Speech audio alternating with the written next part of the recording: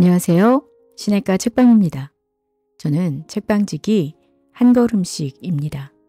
오늘은 제프리 빌브로의 리딩 더 타임스라는 책을 들고 왔습니다. 이 책은 그리스도인이라면 그리스도인답게 뉴스와 미디어를 어떻게 소비해야 하는지에 대해서 알려주는 책입니다. 이 책을 쓰신 제프리 빌브로는요, 베일러 대학교에서 영문학으로 박사학위를 받았고 앤하버 대학교에서 가르쳤고 현재 그로브시티 칼리지의 조교수입니다. 미학적 형식과 신학, 덕의 문제에 대해 폭넓게 관심을 가졌고 윈델베리의 환경 혹은 생태문학 및 신학과 관련해 조술해왔고 미디어 생태학의 사안들에 주의를 기울이고 있습니다. 또한 지역성과 공동체의 중요성을 담아내는 프런트 포치 리퍼블릭의 편집장으로도 활동하고 있습니다. 목차를 보면요. 도입, 이웃 사랑을 위한 뉴스 읽기, 1부, 주목, 2부, 시간, 3부, 공동체로 되어 있습니다. 저희가 요즘 많이 느끼는 것이 수많이 쏟아지는 미디어와 뉴스를 참 저희가 소화하기가 어려운 상황인데요. 30초짜리 동영상과 팟캐스트, 신문과 잡지, 블로그, 긴 형태의 저널리즘, 트위터와 페이스북, 다 이런 것들도 뉴스 매체라고 볼 수가 있는데요. 이 모든 것들 속에는 정치 광고, 고양이 동영상, 깊이 있는 에세이, 음모론, 사촌의 결혼식 알림, 정치 논평 같은 모든 것들이 한 피드에 있습니다. 이런 혼란스러운 풍경 안에서 신중하게 길을 찾아갈 방법을 아는 것 자체가 어려운 일이고 더군다나 오늘날의 여러 사건에서 하나님 나라의 특징을 분별하려고 애쓰는 동시에 하나님의 지속적 역사에 참여하도록 우리가 어떻게 부름을 받았는지를 애써 숙고하는 사람들에게 이것은 더 큰 도전이 될 것입니다. 그리스도인들은 지금 여기서 이웃을 사랑하도록 부름을 받은 하늘의 시민들로서 시사 문제에 관심을 가져야 합니다. 이웃을 제대로 사랑하려면 무엇을 알아야 할까요? 질문을 살짝 바꾼다면 이 시간과 이 장소에서 신실하게 살기 위해서는 무엇에 주목해야 할까요? 이것들은 복음이 우리에게 대답을 촉구하는 질문이고 무엇을 알아야 분별력 있는 유권자가 될 수 있는가 하는 차원의 질문보다 훨씬 더 강력하고 어려운 질문입니다. 헨리 데이비드 소로우는요. 뉴스의 양이 늘어나고 속도가 빨라지면서 우리의 주의가 분산될 수 있고 실제로 무슨 일이 일어나는지 보고 그 사건들에 대해 올바르게 생각하는 능력이 손상될 우려가 있다고 경고했었습니다. 우리 시대의 보통 사람은 볼 것이 너무나 많다는 것 때문에 볼 수 있는 능력을 잃는다라고 얘기를 했는데요. 설상가상으로 수많은 목소리가 사람들의 관심을 끌기 위해 경쟁하는 지금의 상황에서 누군가 들어주기를 기대하려면 더 요란스럽고 자극적이어야만 합니다. 가짜뉴스, 오늘 같으면 낚시성 기사라고 부를 만한 선정적 머리기사, 황색 언론이 모두 19세기에 생겨났다고 합니다. 소로는 이런 건강하지 않은 환경에 대응해서 그가 영원한 것들이라고 부른 것을 주목했고 뉴스 산업이 만들어낸 소동에 휩쓸릴 위험을 경고했습니다. 그러면서 우리의 특징이 막연하지만 깊숙이 느껴지는 지루함과 불편함인데 그는 이것을 정신적 소화불량이라고 불렀습니다. 두 번째는 광고업자와 정치가들의 책략에 취약해지고 셋째로는 우리의 정서적 감수성이 왜곡되어서 멀리서 일어난 극적 사건들에 관심이 쏠리면서 우리 이웃들과 공감하고 그들을 사랑하는 일은 더 어려워진다는 것이었습니다. 그러면서 소로는 이런 건강하지 않은 환경에 대응해서 그가 영원한 것들이라고 부른 것에 주목했고 뉴스 산업이 만들어낸 소동에 휩쓸릴 위험을 경고했습니다. 저도 이 부분에 대해서 동의가 참 많이 되었는데요. 너무 많은 정보들을 듣게 되면 소화불량에 걸린 것처럼 정말 어떻게 해야 할지도 잘 모르겠고 그렇지만 계속해서 또 그것들을 보고 있는 저희 자신을 발견하게 됩니다. 주목의 방식들이 우리의 정신을 어떻게 바꿀 수 있는지에 대한 소로의 설명은요. 하찮은 것들에 주목하는 습관이 생기면 정신은 영영 더럽혀지고 모든 생각이 하찮은 관심으로 물들 수 있다라고 말하는데요. 우리의 지성 자체가 머케덤 도로가 된다라고 말합니다. 서로가 우리에게 요구하는 바는 우리의 습관을, 즉 정신을 형성하고 채우는 주목하기의 패턴을 숙고하라는 것으로 이해할 수 있습니다. 우리는 매일 무엇을 읽는가요? 지루할 때 무엇을 찾나요? 이런 주목의 습관들이 우리 영혼을 형성합니다. 서로는 우리의 정신이 사상을 위한 수로나 도로라고 상상하며 우리는 이 길 위에 무엇이 다니게 할지 선택할 책임이 있다고 합니다. 하지만 우리가 사소한 것들에 습관적으로 주목하면 정신은 쇠석을 다져 만든 길이 되어서 그 먹게된 도로로 내달리도록 다른 사람들이 보낸 광고나 구호, 밈에 휘둘리게 됩니다. 따라서 만약 우리가 자신을 더럽혔다면 신중하고 경건하게 스스로를 다시 성별하고 정신을 다시 한번 성전으로 만드는 것이 치유 방법이라고 얘기합니다. 우리의 정신, 즉 우리 자신을 순진무구한 어린아이처럼 대해야 하며 스스로 그 정신의 보호자가 되어 어떤 대상과 어떤 주제에 관심을 가질지 늘 주의해야 합니다. 서로가 인정하는 것처럼 우리는 모두 어느 정도는 하찮은 정보에 주목함으로써 정신을 더럽혔는데요. 그러나 서로는 우리가 신중하고 경건하게 정신을 다시 성별하여 다시 성전 또는 신전으로 만들 수 있기를 바랍니다. 만약 문제가 성전 바깥에 있는 것들에 습관적으로 주목하는 것이라면 해결책은 성전 안의 것들에 습관적으로 주목하는 것입니다. 서로의 엄격한 기준을 듣고 있으면 그가 지루한 잔소리꾼처럼 느껴질 수 있습니다. 힘든 하루를 보낸 뒤에 텔레비전을 좀 보거나 뉴스 피드를 훑어보며 피로를 푸는 것을 나쁘게만 말할 수는 없지 않나요? 그렇게 생각할 수도 있지만 서로의 은유는 중요한 통찰을 담고 있습니다.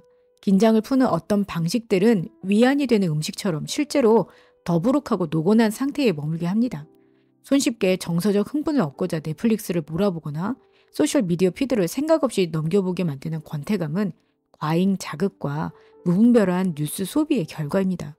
그래서 역설적이게도 우리 성전의 문을 닫고 주목하기를 훈련할 때 덜 피로해지고 정신적 에너지가 더 많아질 수 있습니다.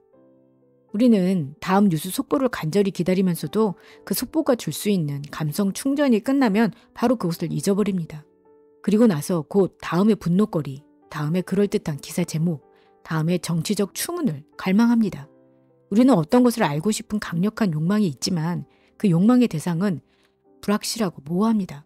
그렇게 우리를 붙잡는 것을 찾아서 서둘러 뉴스피드를 넘깁니다. 사막의 교부들은 이런 상태를 해결할 방법이 훈련뿐임을 알았고 서로도 이런 말로 동의했습니다. 당신만의 성전에 그런 침입자가 들어오지 못하게 하라. 온갖 종류의 덫을 놓고 표지판을 세워서 신성한 법을 어기면 극형에 처한다고 협박하라. 기억하면 오히려 해로운 것을 잊기는 너무나도 어렵다.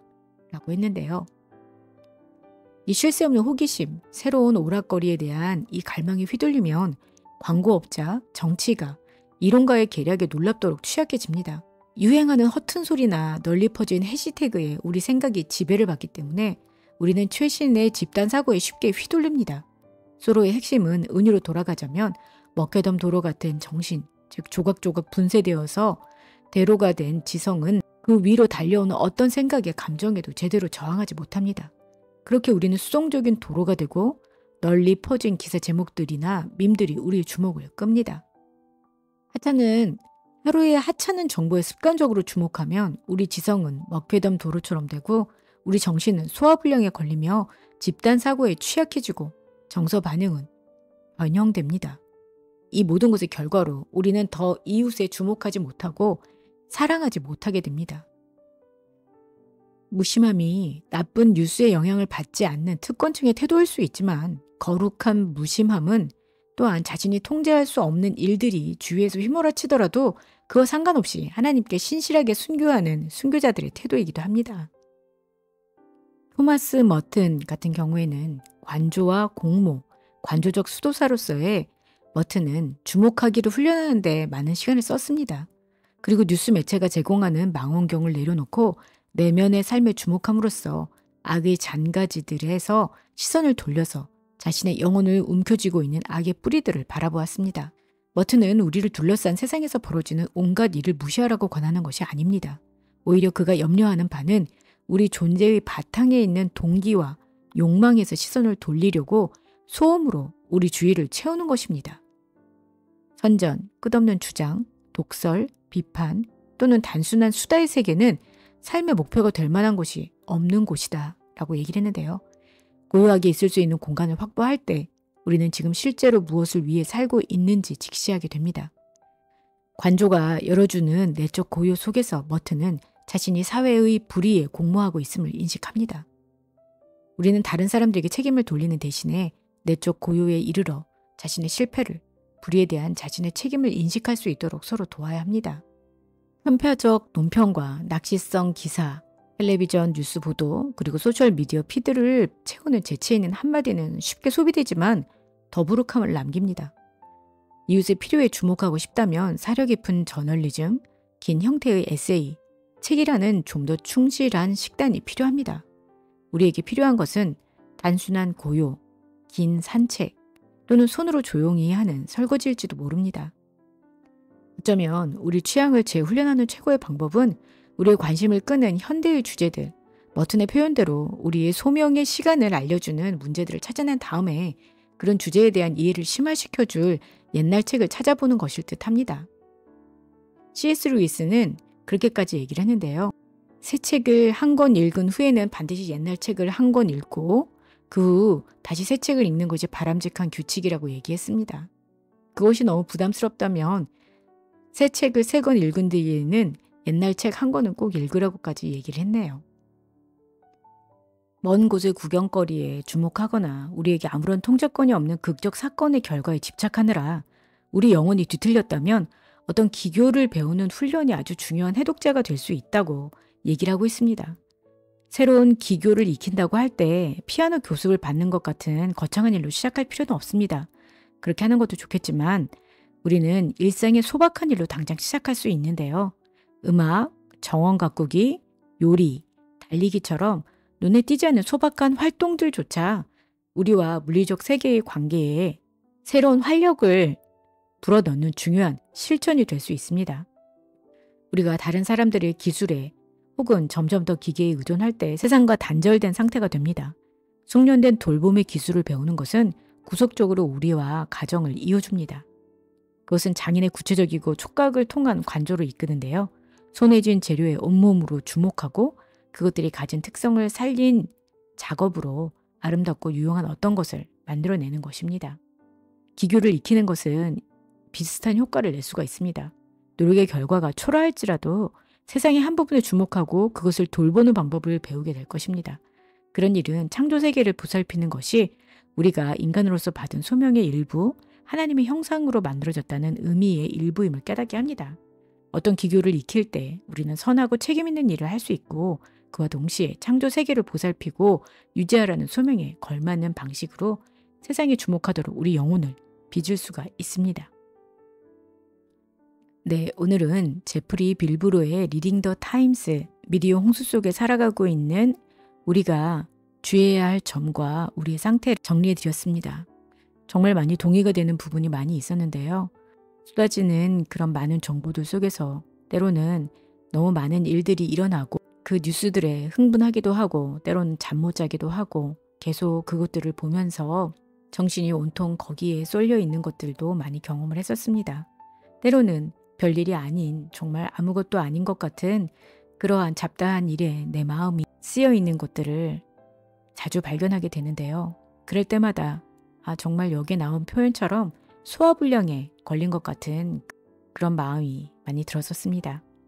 이런 속에서 저 자신을 먼저 잘 바라보고 그리고 영원한 하나님의 말씀에 먼저 초점을 맞추며 저희가 성전 안에 있는 것들에 더 주목해야 된다는 것들에 대해서 다시 돌아보는 시간이 되었습니다.